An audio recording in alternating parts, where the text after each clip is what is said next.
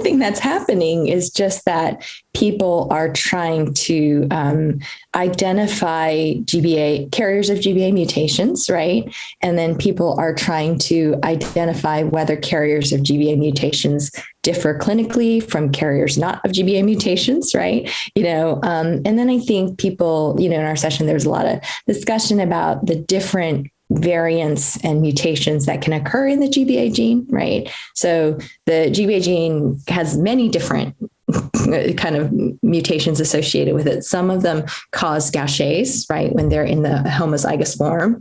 Some of the variants that have been associated with Parkinson's disease, notably this E326K variant, right, in homozygous form, they don't cause Gaucher's, right? So there's a lot of kind of, I would say, clinico-genetic studies looking at the effects of these different kinds of mutations, right? And then there are some clinico-genetic biomarker studies where maybe different mutations are being looked at with respect to their effect on glucocerebrosidase activity as measured by a number of assays, right?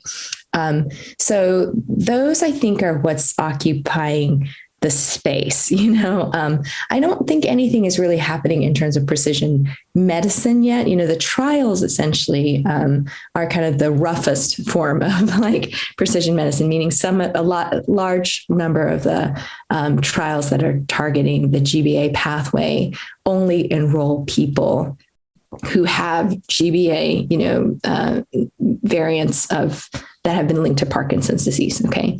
And so you do need to know the genetic status of the person. So in that sense, basically, that's existing, right? If I have Parkinson's, but I don't have any kind of abnormality in my GBA gene, then I wouldn't qualify for the trial.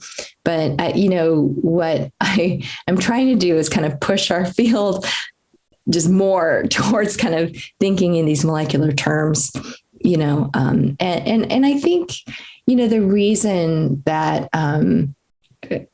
the movement disorders in Parkinson's disease in particular has stayed very clinical is because we're pretty good at managing clinically, the motor symptoms of Parkinson's. There hasn't necessarily been this kind of huge push because we have effective therapies for the motor symptoms.